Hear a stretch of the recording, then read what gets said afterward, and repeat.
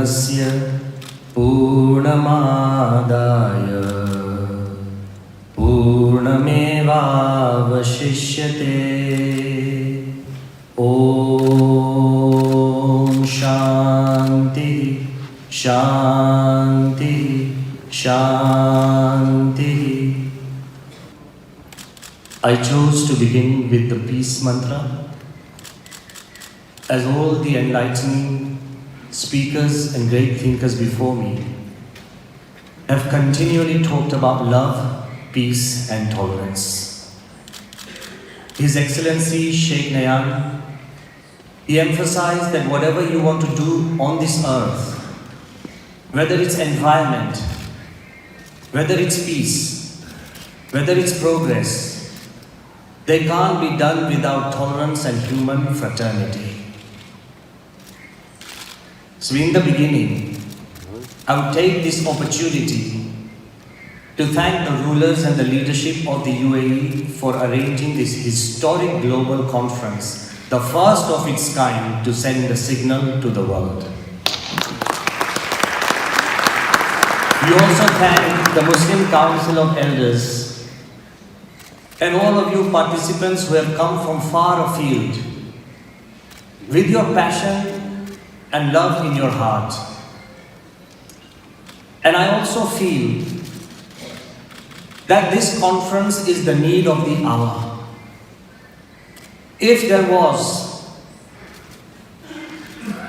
a greater need than growth, if there was a greater need than economic stability, if there was a greater need than health, wealth and development, and perhaps if there was a greater need than facing the challenges of climate change, I believe all of you agree it is human fraternity. In the words of the former and late and the most loved President of India, Dr. APJ Abdul Kalam, he said that until we as humans learn to happily talk and walk together, until we as humans learn to happily share and care for each other, even boundless progress and prosperity is useless. So what if we upgrade our cities and our countries? So what if we upgrade our world?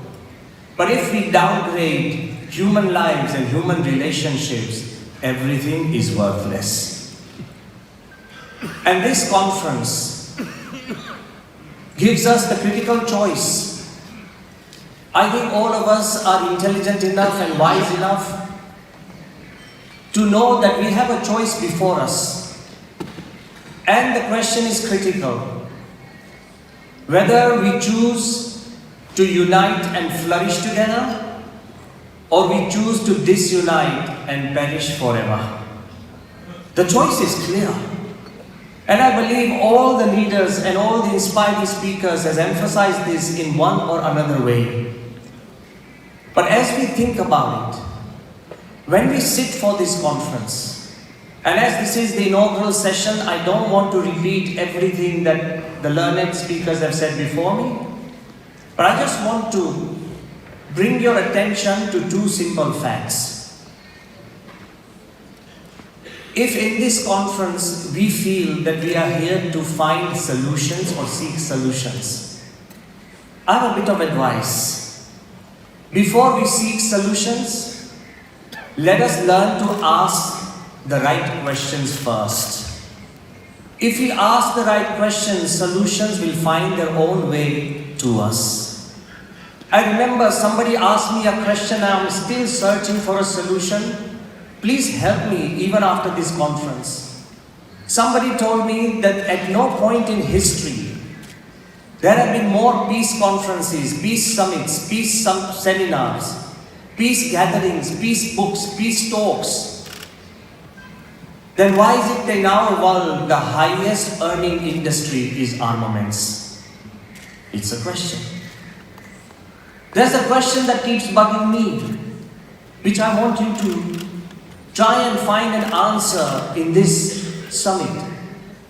The question is that in this age where we are going out of our way for entertainment, resorts, theme parks, water parks, hotels, thematic destinations, movies, virtual reality, customized games, and also video systems that has actually been designed to entertain society, then why is it in our world the surest selling medicines are antidepressants? Why? We need to ask the right questions. And at no point in history there have been more positive thinking books, lectures and seminars, and people like us roaming the earth talking about positivity in the world, including religious leaders. Then why does research tell us that 80% of our thoughts are always negative? We need to rise beyond this and ask the right questions. So my request to all the participants who are intelligent, informed and inspired, when we break out into breakups, please ask the right questions from human fraternity, and I believe Allah, God, will give us the right solutions. Do not seek solutions, ask the right questions. The most important thing that I want to also emphasize, Albert Einstein, one of the greatest scientists the world has seen, he once said, very interestingly, that if I had a problem and my life hung upon it, if I had a problem and my life hung upon it and I had only 1 hour to solve that problem, I would spend 55 minutes asking the right questions. The answer will emerge in the last 5. Because we have stopped asking ourselves. As somebody mentioned, that nobody is innocent in this game of challenges. Because we have stopped asking the questions. When you ask the right questions, human fraternity becomes the logical answer. Our spiritual head, Param Pujya Mahan Swami Maharaj, he encouraged me to ask a question, and I want to share that with you. The question was, what nationality is the sun? Is it Russian, American, Emirati, Indian, Chinese? The sun is beyond nationality. It is there for those who want to see light. What religion is water? Is it Muslim, Christian, Jewish, Buddhist, Hindu? Water is beyond religion. It is there for those who are thirsty. What class does earth belong to? The higher, the lower, the middle class? Earth is there for those who want to stand and walk. What color is air? Is it black, white, brown, yellow, red? It is beyond race and skin color. Air is there for those who want to breathe and survive. And then, what race does space belong to? Just because man went to the moon, that doesn't mean we own space. Space is there for those who want to explore and widen their horizons. Just as the basic elements of creation, earth, water, light, air and space, They are all universal, owned by nobody and enjoyed by everybody. If creation is universal, then the Creator definitely is universal. And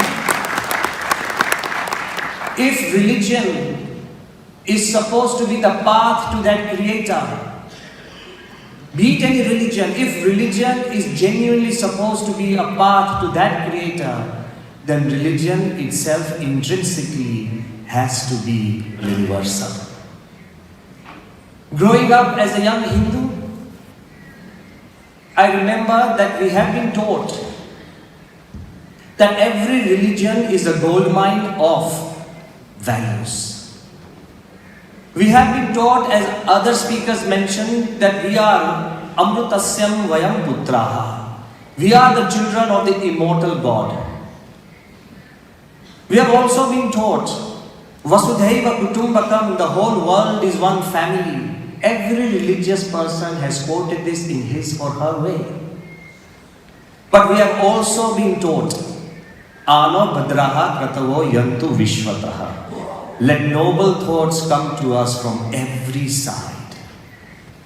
Because the presence of God is everywhere and in everyone and in everything. If we understand these values, growing up on these values, and as I came, and I want to tell you in all honesty, in all humility as I stand before you, I don't want to take out leaves from the past. I don't want to go back to history. We need to face the future, and that future comes from the present. So as I stand before you in your humility, all these ideas of broad-mindedness, welcoming all ideas, giving a home to all different cultures, in the last 2 years I have discovered them in the United Arab Emirates. You have been able to bring in ideas from across the globe, and look what a miracle and wonder that has happened. You have given home to almost 200 nationalities, and how homely people feel. Tolerance and human fraternity is not just a beautiful word or a meaningful idea or a value here. Let me be specific. Tolerance and human fraternity and love in the UAE are verbs and not nouns. Verbs mean they are in action. I could write a poetry and we could have great conferences on all these ideas, but unless they are in practice and in action, they are meaningless. And it's not just that. Every culture and every country believes in tolerance, love, and human fraternity.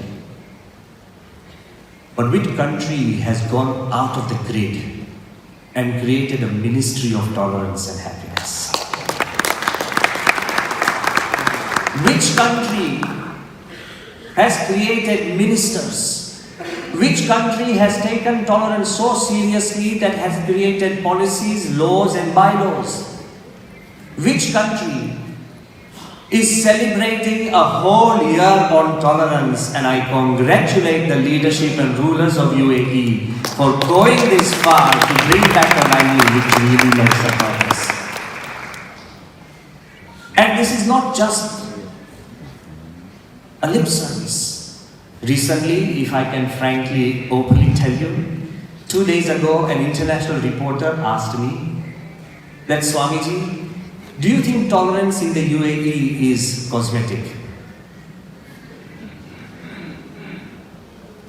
I smiled and I said, friend, not at all. Tolerance in the UAE is not skin deep, it is the very soul of the entire country. We have felt the soul of warmth, love, and affection. And I stand before you as the living proof. We have felt that soul of love, warmth, and affection when His Highness the Crown Prince of Abu Dhabi, His Highness Sheikh Mohammed bin Zayed Al Nahyan, he welcomed us in the presidential palace, 2 months from Hinduism. And not only did he welcome us in front of hundreds of world dignitaries, He gifted us 13.5 acres of land to build the first traditional stone Hindu temple in Abu Dhabi. Tolerance is not just a word. It's in action. It's in affection. But I still remember that time when I was thanking both the Prime Minister of India, Shri Narendra Bhai Modi, and His Highness the Crown Prince of Abu Dhabi. Obviously, the protocol told us that you are not supposed to talk to the Crown Prince. Then I asked the protocol, what if the Crown Prince talks to me? And that's what exactly happened. It's reaching out. Many times we wait for the other person to reach out to you. I think this global conference is for us to reach out to others. That's what we have felt in the UAE. But when we were close together, the Prime Minister of India very smilingly and affectionately told me that Brahmavihari Swami, the Crown Prince and I, meaning him, the two of us are like brothers. That's when the Crown Prince drew me closer and said, all three of us are like brothers. What more do you want for human fraternity or tolerance than from the heart of the King? But that same feeling we have felt when we met His Highness Sheikh Abdullah bin Zayed Al Nahyan. He specially came to the Akshardham temple. Not did he only come, he went inside. But while he was leaving the stone temple, like a simple pilgrim, he sat on the steps to put his footwear. What humility. Every time we have met him for this temple, they have not just asked questions, they have encouraged us to do the best and create an iconic landmark. And talking about His Excellency Sheikh Nayan, I believe for him, tolerance has no limit. Not only has he accepted us, but he respects us and he considers us as a part of the larger family. But it doesn't end there. You know the miracle that happens when you do a gesture of generosity and human fraternity? The fact this land was given, it has united the entire Hindu community and Indian community all over the world for this beautiful temple. But just imagine a Muslim country giving land for a Hindu temple and a leading architect who is an Irish Catholic and the entire consultant is a communist atheist. What a combination for the beautiful BAPS Hindu temple in Abu Dhabi. The whole world has got together in an example of human fraternity. So I would want to tell you that this idea of human fraternity has its roots in the founding father of this nation, as Sheikh Zayed himself often said, to respect every person of whatever his creed or race as a special soul is a mark of Islam. He emphasized that tolerance is our duty. Similarly, our spiritual head, Pramukh Swami Maharaj, also said religion should be that spreads love and brings us closer together. In the year 2000, the Millennial Peace Summit in the United Nations, where almost 2,000 world religious leaders had gathered, Pramukh Swami Maharaj just left one message which I would want to leave you with. He said, a dialogue alone is not good enough. All you leaders and religious leaders should have dialogue with other religious leaders. When leaders of two religions meet, it lessens the bitterness amongst the followers and creates an environment of peace and harmony. But that dialogue should not be limited to religious leaders alone. It is the responsibility of leaders and opinion makers to have a further dialogue with your followers and your friends. To have a set of dialogue different here and a different there will have no meaning. We need to go back to our followers and our friends and tell them that if there's a Hindu, to be a better Hindu is more important. A Jew should be a better Jew. A Muslim should be a better Muslim. A Christian should be a better Christian, and a Buddhist should be a better Buddhist.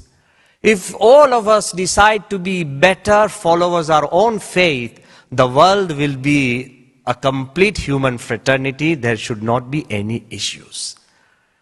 To emphasize that horizontal spread is not that important as vertical depth of the life of a follower.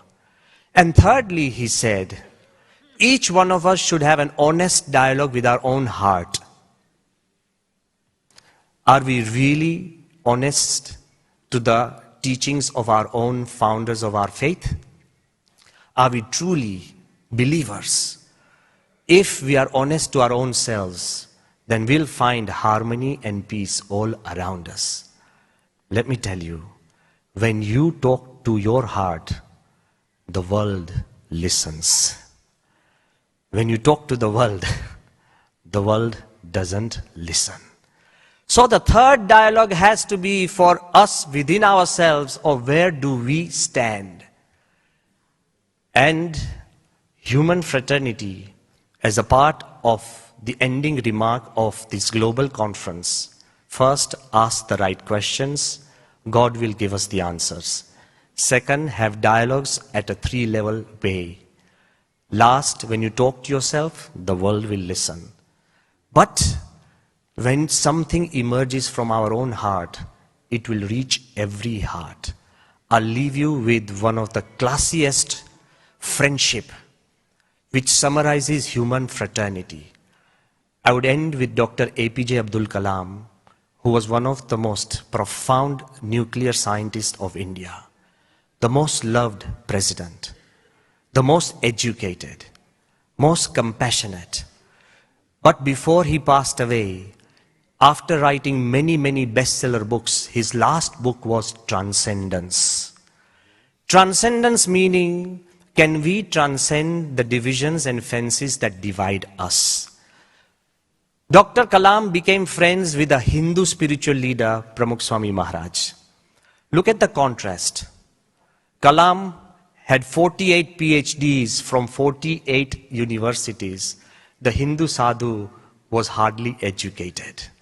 Kalam was a scientist, the sadhu was a spiritual man. Kalam was in a position of power, the president, the sadhu technically had no position.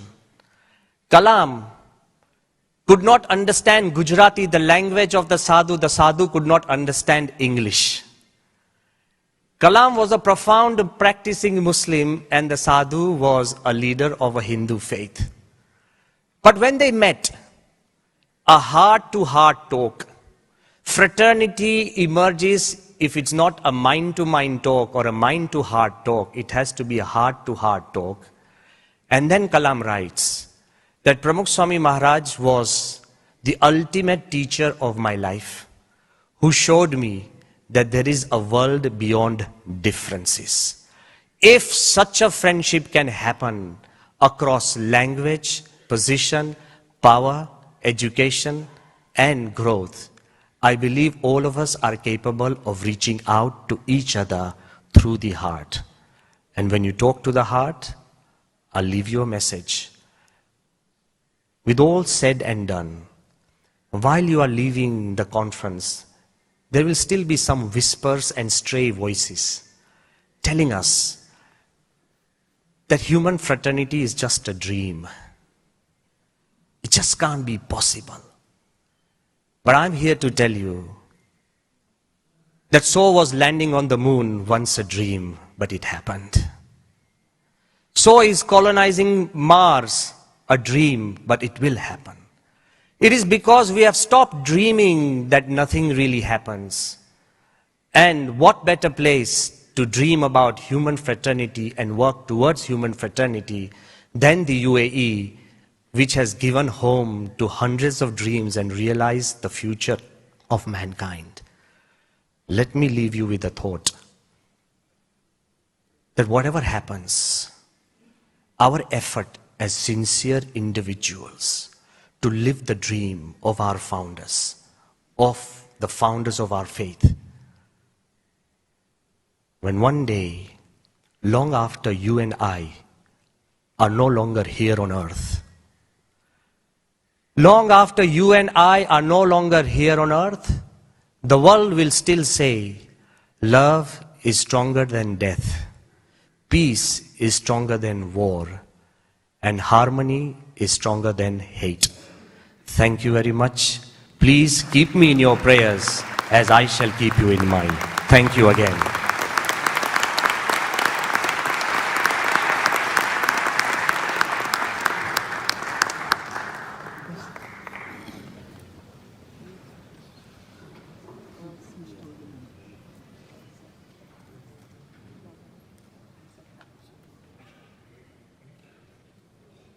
شكرا للموقر سوامي برهما فيهاري على هذه الكلمة. With great thanks to Brahma Vihari Swami and to all our speakers this morning. السادة العلماء الأجلاء أصحاب المعالي والسعادة ضيوفنا الكرام، بهذه الكلمات نكون قد رفعنا سقف التوقعات إلى سماوات بعيدة ونحن بعد في بداية هذا المؤتمر.